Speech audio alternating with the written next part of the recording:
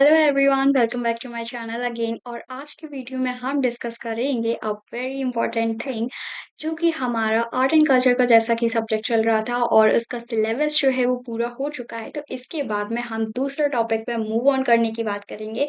तो हम उसके सिलेबस को देखेंगे, साथ ही उसके इंडेक्स को समझेंगे और उसकी 1 महीने के अंदर हम एक ऐसा टारगेट रखेंगे कि मैं और आप दोनों मिलके उस चीज़ को कवर करेंगे। तो सबसे पहले हम अपने स्टार्ट करते हैं एनवायरनमेंट के चैप्टर से। एनवायरनमेंट को हम समझेंगे, एनवायरनमेंट बेसिकली होती क्या है, ये सारी चीज़ें देखेंगे। तो एनवायरनमेंट जैसा कि प्रीलिम्स और मेंस दोनों के पर्सपेक्टिव से आपका बहुत ही ज़्यादा इम्पोर्टेंट चैप्टर है। सबसे पहले हम बात कर लेते हैं हमारे प्रीलिम्स बेस पे देखा जाए अगर, तो एनवायरनमेंट के जो कुछ ऐसे क्वेश्चंस हैं मेनली अगर देखा जाए, तो 2 से 3 क्वेश्चंस तो आपके पर्टिकुलर आते ही हैं। और मेंस के पर्सपेक्टिव से अगर देखा जाए तो आपके जो जीएस पेपर 3 रहता है उसमें बेसिकली इसके बारे में बताया गया है, जिसको मैं आपको खुद ही जो मेरे पास सिलेबस है उसके बेस पे आपको खुद ही दिखा देती हूँ। ये पर्टिकुलर यहाँ पे जहाँ पे ये टिक लगा हुआ है यहाँ पे उसके बारे में बेसिकली बताया गया है, जो मैं यहाँ पे आपको थोड़ा पढ़ के सुना देती हूँ, जिसमें conservation, environmental pollution and the degradation and the environmental impact assessment, ये सारी चीज़ें बेसिकली जो रहती हैं उनके बारे में हम लोगों को कवर करना है मेंस के पर्सपेक्टिव से देखा जाए। तो इसके साथ ही हम एनवायरनमेंट को 1 महीने में ख़त्म करने का टारगेट रखेंगे। तो चलिए शुरुआत करते हैं हमारी बुक्स के साथ। और ये मेरी जो है वो बुक है, एनवायरनमेंट एंड इकोलॉजी की बुक है। इसको मैं यहाँ पे कवर करने वाली हूँ। तो इसके इंडेक्स के बारे में और इसमें क्या-क्या सिलेबस है, बिकॉज़ आपके पास जब सिलेबस रहता है मेनली, तो आपके पास एक नॉलेज रहती है कि आप बेसिकली क्या-क्या चीज़ों को करने वाले हो, और उसके साथ ही आपके पास एक कॉन्फिडेंस भी रहता है कि अच्छा, ये 1 महीने में हमें करना है और ये चीज़ें हमें करनी है। तो ये बहुत ही ज़्यादा इम्पोर्टेंट हो जाता है। तो हम यहाँ पे एक तरीके से डिस्कशन इसका करते रहेंगे और साथ ही में, तो विदाउट एनी फर्दर डिले हम यहाँ पे जो है 5 सेक्शन को कवर करेंगे।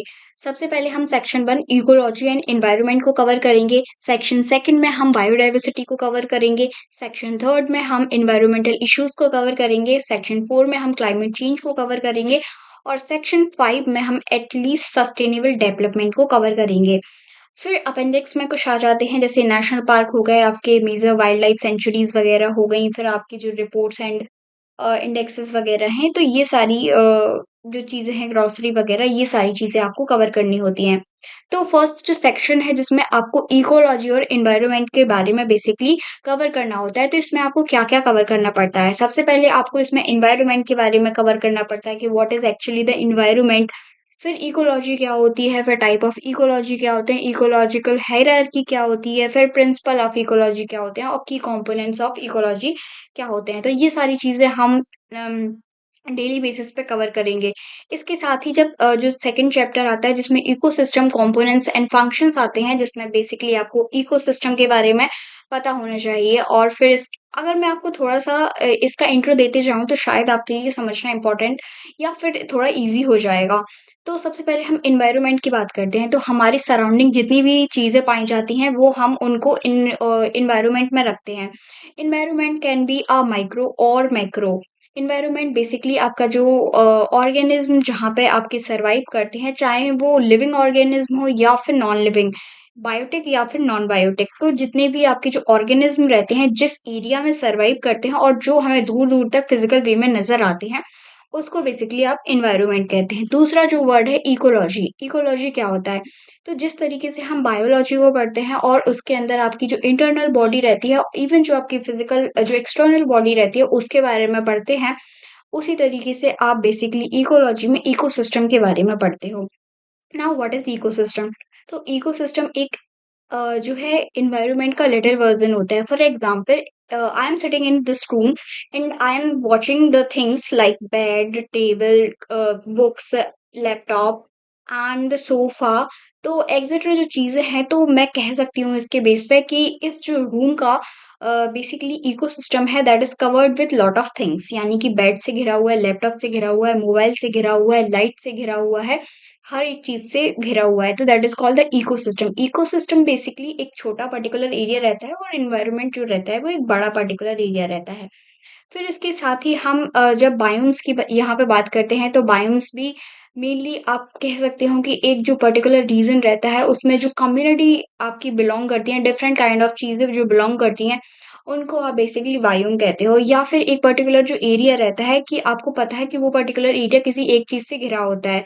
फॉर एग्ज़ाम्पल जो डेज़र्ट वायुम रहते हैं, आपके जो फॉरेस्ट वायुम रहते हैं, इसके बाद में डिफरेंट काइंड ऑफ चीज़ जो हमें देखने को यहाँ पे मिलती हैं। फिर इसके बाद में हम सेक्शन बी में बायोडायवर्सिटी के बारे में पढ़ते हैं, तो व्हाट इज़ बायोडायवर्सिटी? बायोडायवर्सिटी यानी इसके शब्द ही से समझो, बायो मतलब एक तरीके से जो ऑर्गेनिज़्म रहते हैं, जो ऑर्गेनिज़्म रहते हैं उनको एक तरीके से कह सकते हैं दैट जो आपके लिविंग ऑर्गेनिज़्म रहते हैं वो एक तरीके से बायो वो प्रेज़ेंट करते हैं, और आपका जो डाइवर्सिटी कहते हैं यानी कि उनमें जो बेसिकली डिफरेंसेस पाए जाते हैं, जो डाइवर्सिटी पाई जाती है उनको बायोडाइवर्सिटी कहते हैं। तो इसमें आप level of biodiversity, genetic species diversity, ecosystem की जो डाइवर्सिटी रहती है उनके बारे में पढ़ते हो। फिर measurement of biodiversity, extent of biodiversity, significance of biodiversity, biodiversity lost extent causes and impact. तो ये सारी चीज़ें देखने को मिलती हैं, बायोडायवर्सिटी का लॉस कैसे होता है, उनको प्रिज़र्व करके कैसे रखा जाता है। फिर आपकी वर्ल्ड लेवल पे बायोडायवर्सिटी कैसी है, फिर आपकी जो इंडियन लेवल है उसके बेस पे बायोडायवर्सिटी कैसी है, एक्सेट्रा चीज़ें। फिर biographic zones in India, biodiversity के जो हॉटस्पॉट रहते हैं वो बेसिकली किस-किस एरिया में है और कहाँ-कहाँ एरिया को कवर करते हैं। तो ये सारी चीज़ें आपकी जो पढ़ी जाती हैं, वो बायोडायवर्सिटी के अंदर में पढ़ी जाती हैं। तो इसके बाद में जब हम बात करते हैं कि इनके कंज़र्वेशन की, तो इनके कंज़र्वेशन के लिए क्या-क्या स्टेप्स जो हैं फ़ॉलो किए गए हैं, किस-किस तरीके से जो है इनको बचाने के लिए चीज़ें की गई हैं, तो उन सब के बारे में पढ़ते हैं, जिसमें आपके बहुत ही ज़्यादा ऐसे इंटरनेशनल कुछ फैक्ट्स रहते हैं, इवन जो आपके इंटरनल लेवल पे भी बहुत सारी ऐसी संधियाँ की जाती हैं, इवन जो बहुत सारे ऐसे लॉज़ बनाए जाते हैं, लीगलाइज़ किया जाता है सो दैट आपकी जो स्पीशीज़ है उनका कंज़र्वेशन किया जा सके।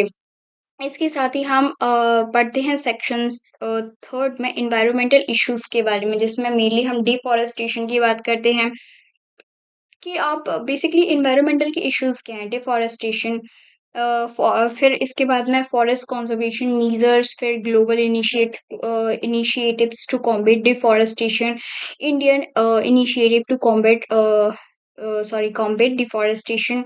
फिर इसके बाद डिज़र्टिफ़िकेशन की बात करते हैं, फिर global efforts to combat desertification, फिर India's effort to combat desertification, soil erosion and the pollution, फिर सॉइल इरोज़न क्या होता है, फिर सॉइल पॉल्यूशन क्या होता है, Indian initiative for the soil conservation.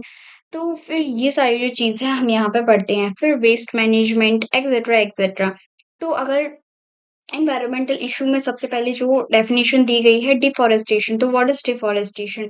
Deforestation basically जब ह्यूमन रहता है अपनी नीड के लिए एक प्लेन जो एरिया रहता है उसको चाहता है, तो वो बेसिकली जो फॉरेस्ट वाला एरिया रहता है उसको कट डाउन कर देता है और वहाँ पे अपनी नीड के हिसाब से फॉर एग्ज़ाम्पल इंडस्ट्री या फिर एग्रीकल्चरल के लिए फील्ड, आप लोगों ने सुना होगा स्लैश एंड बर्न वाली प्रोसेस जो रहती है, ये सारी प्रोसेस जो करता है अपने बेनिफिट के लिए। तो ये डिफ़ॉरेस्टेशन हो गया, तो इसको किस तरीके से गवर्नमेंट के थ्रू रोका जाता है और क्या-क्या इनिशिएटिव्स जो हैं गवर्नमेंट के थ्रू लिए जाते हैं, तो इन सारी चीज़ों को यहाँ पे डिस्कस करेंगे। फिर इसके बाद में सेम प्रोसेस वही होती है डिज़र्टिफ़िकेशन की, इसमें बेसिकली डेज़र्ट्स वगैरह को कवर किया जाता है। फिर इसमें सॉइल इरोज़न और सॉइल पॉल्यूशन की बात की जाती है। आपका जो सॉइल इरोज़न रहता है that is the main cause of landslides, यानी कि जो लैंडस्लाइड्स रहती हैं वो मेनली आती हैं आपकी सॉइल इरोज़न के थ्रू, वेदरिंग के थ्रू, ये सारी प्रोसेस जो रहती हैं। फिर इसमें जो सॉइल इरोज़न रहती है उसके क्या रीज़न्स होते हैं, फिर इनको किस तरीके से आप काम में लाते हो। फिर सॉइल पॉल्यूशन की भी बात करते हैं। सॉइल पॉल्यूशन बेसिकली जब उसमें कुछ इनऑर्गेनिक जो है कंपोनेंट्स आ जाते हैं, फॉर एग्ज़ाम्पल आपका जो नाइट्रोजन हो गया, कार्बन डाइऑक्साइड हो गया, ऑक्सीजन हो गया, इवन इसके बाद में कार्बन हो गया, कुछ ऐसे इनऑर्गेनिक जो कंपोनेंट्स जब इसमें एंटर कर जाते हैं, तो आपका जो सॉइल पॉल्यूशन कहीं न कहीं देखा जाए तो ये इनकी न्यूट्रिएंट भी देते हैं इनको, इनकी फर्टिलिटी को भी बढ़ाते हैं। बट अगर इनकी ज़्यादातर एक्सेस हो जाए यानी कि अदर गैसेस के साथ मिल जाएँ, जैसे आपका मीथेन हुआ, ये सारी जो गैसेस रहती हैं, ये हार्मफुल रहती हैं आपके एग्रीकल्चर पोर्शन के लिए। फिर इसके बाद में हम बात करते हैं वेस्ट मैनेजमेंट की, यानी कि आपका जो घर का वेस्ट रहता है उसको किस तरीके से मैनेज किया जाता है। ऐसा देखा जाता है और ऐसा माना जाता है कि हम जो वेस्ट निकाल के जो फेंक रहे हैं जिस स्टाइल में, वहाँ पे जो बड़े-बड़े पहाड़ हैं वो लगते जा रहे हैं। तो हम लोगों को ये चीज़ समझनी चाहिए कि हम अपने घर को साफ करने में ये चीज़ भूल जाते हैं कि कहीं न कहीं वो कूड़ा जाके इकट्ठा हो रहा है और उसका जो हाफ परसेंट है वही डिकम्पोज़ हो रहा है। इसलिए आप ज़्यादा से ज़्यादा कोशिश करें कि बेसिकली आपका जो यूटिलाइज़ आप जिन चीज़ों को कर सकते हो, तो आप उसको रिसाइकिल प्रोसेस के थ्रू खुद ही अपने लेवल पे उसको यूज़ करके देखें, कुछ क्रिएटिविटी फ़ॉलो करें और बेसिकली इस तरीके से अगर वो आपके यूज़ का नहीं है, तो अचानक से उसको फेंकें मत। तो फिर वेस्ट मैनेजमेंट इसमें सॉलिड वेस्ट की बात की जाती है, फिर ई-वेस्ट की बात की जाती है, बायोमेडिकल वेस्ट की बात की जाती है, पर्सिस्टेंट ऑर्गन निक पॉल्यूशन की बात की जाती है, फिर एयर पॉल्यूशन की बात की जाती है। एयर पॉल्यूशन जो हो गया वो बहुत ही ज़्यादा हार्मफुल रहता है करंट टाइम पे, जो मेन फ़ोकस करता है आपकी क्लाइमेट चेंज से अ, लेकर आपका जो क्लाइमेट चेंज रहता है वो मेनली इसी से रिलेट करता है। फिर initiative to combat air pollution India क्या-क्या जो है इंडिया के थ्रू इनिशिएटिव्स यहाँ पे लिए गए हैं। Application of technology to curb air pollution, फिर ओज़ोन डिप्लीशन बहुत ही ज़्यादा इम्पोर्टेंट चैप्टर है। ओज़ोन डिप्लीशन बेसिकली क्या होता है कि हमारी जो लेयर रहती है जिसमें सबसे पहले जो आपकी ट्रोपोस्फियर रहती है, दूसरी जो मेसोस्फीयर रहती है, उसमें बेसिकली आपकी जो ओज़ोन लेयर रहती है, वो पाई जाती है। ओज़ोन लेयर जो आपकी सन से आने वाली रेडिएशन रहती हैं, वो यूवीबी और यूवीसी रहती हैं। तो 2 ऐसी रेडिएशन रहती हैं, जो अच्छी होती हैं। तीसरी जो रेडिएशन होती है, यूवीए वो बहुत ही ज़्यादा डिज़ास्ट्रस होती है। तो जब वो आती है तो वो आपकी जो ओज़ोन की जो परत रहती है, जो हमारी एनवायरनमेंट को साफ-सुथरा और हज़ार्डस जो गैसेज़ रहती हैं उनसे बचा के रखती है, तो उसको धीरे-धीरे से डिप्लीशन यानी कि उसको फाड़ के आना, यानी वो यूवी रेज़ हैं वो हमारे आती हैं, जहाँ पे हमें बहुत सारे ऐसे केसेस देखने को मिलते हैं जिनकी वज़ह से आपका जो टैनिंग वग़ैरह होती है, आपकी जो कैंसर्स के स्किन कैंसर वग़ैरह की जो सारी चीज़ें हो जाती हैं, तो उसी को बेसिकली कम करने के लिए और उसी को बेसिकली समझने के लिए ये चैप्टर यहाँ पे प्रोवाइड कराया गया है। फिर ओज़ोन लेयर के बारे में, फिर इसी तरीके से एयर पॉल्यूशन की तरह आपका जो वाटर पॉल्यूशन है उसके बारे में बताया गया है। फिर आपका जो मरीन पॉल्यूशन है उसके बारे में बताया गया, इम्पैक्ट ऑफ वाटर पॉल्यूशन, ये हमारी जो लाइफ रहती है वो वाटर पॉल्यूशन के थ्रू कितनी खराब है, क्योंकि हम वाटर एक ऐसी चीज़ होती है जिसको हम कंज़्यूम करते हैं और जो हमारे लाइफ का बेस होता है एक तरीके से। तो global measures to combat water pollution, major steps taken in India to combat water pollution, फिर वाटर स्कार्सिटी की बात करते हैं, वाटर स्ट्रेस इन इंडिया की बात करते हैं, फिर वाटर पॉल्यूशन की तरह ही आपका लाइट पॉल्यूशन आता है। यहाँ पे मेनली मेरा फ़ोकस ये नहीं है कि मैं इन टॉपिक को कवर करूँ, because this subject is also new for me. So मैं यहाँ पे ज़्यादातर कोशिश करूँगी कि मैं आपको इंडेक्स है, आपको वो सुना सकूँ, आपको प्रोवाइड करा सकूँ कि हम 1 महीने में क्या-क्या कवर करने वाले हैं। तो noise pollution, radioactive pollution, mining pollution, tracking environmental issues in India, फिर इसके बाद में सेक्शन 4 में हम क्लाइमेट चेंज की बात करते हैं, जो क्लाइमेट चेंज आज के लिए बहुत ही ज़्यादा बड़ा कंसर्न है, जिसके लिए टाइम टू टाइम आपकी जो मीटिंग्स वगैरह हैं, वो प्रोवाइड हो रही हैं करंट टाइम पे भी। फिर भी आपका जो एनवायरनमेंट है, वो काफ़ी हद तक सुधार में नहीं आ रहा है। इंट्रोडक्शन टू क्लाइमेट चेंज, सबसे पहले ग्रीन हाउस गैसेस के बारे में बात करते हैं, फिर ग्लोबल वार्मिंग की बात करते हैं। ग्रीन हाउस गैसेस बेसिकली वो गैसेस होती हैं, जैसे एक ऐसा कॉन्सेप्ट है कि जो आपके ठंडे बेसिकली एरिया रहते हैं, तो वहाँ पे एक ऐसी शीट सी लगा दी जाती है जिसके वजह से जो सन की रेज रहती हैं वो एक तरीके से आपकी अर्थ तक आ सकती हैं, फिर वो उसमें कवर हो जाती हैं उस शीट में। इसके बाद में वो जो बेसिकली आपकी जो रेज़ रहती हैं, वो एक तरीके से वार्म हो जाती हैं, उस पर्टिकुलर एरिया को वार्म रखती हैं और वो वापस नहीं जाती हैं। तो उन्हीं को ग्रीन हाउसेस गैसेस कहते हैं, यानी कि वो आ तो जाती हैं ऊपर से, लेकिन वो वापस नहीं जा पाती हैं। तो वो किस तरीके से एक इम्पोर्टेंट रोल प्ले करती हैं और किस तरीके से हमारी जो क्लाइमेट को है इफ़ेक्ट करती हैं, उसके बारे में है। फिर ग्लोबल वार्मिंग की बेसिकली यहाँ पे बात की गई है। फिर इम्पैक्ट ऑफ क्लाइमेट चेंज की बात की गई है, अर्बन हीट आइलैंड की बात की गई है, intensification of the storms, impact of melting sea और impact on the sea level, floods and drought, impact on the ocean, different kind of things. फिर इसके बाद में climate change adaptation and the mitigation important concept. Carbon sink important mitigation strategies, United Nation framework, conservation on the climate change, international organization related to the climate change, climate finance, in Indian initiative to address climate change, clean energy की बात की जाती है, solar energy, wind energy, small hydro energy, waste to energy, वायु energy और आज के time पे देखा जाए जिसके रिगार्डिंग मैंने एक वीडियो भी बनाई हुई है, न्यूक्लियर एनर्जी जो बहुत ही ज़्यादा एमिशन को कम करने की प्रोसेस में काम करती है। जो रिगार्डिंग चीज़ें हैं वो मेथनॉल है, हाइड्रोजन एनर्जी है, जियोथर्मल एनर्जी है एंड ओशन एनर्जी है। तो these topics are new for me जो मुझे आता था तो उसको मैंने डिस्क्राइब कर दिया। फिर सस्टेनेबल डेवलपमेंट की बात करते हैं जिसमें introduction to sustainable development, concept of development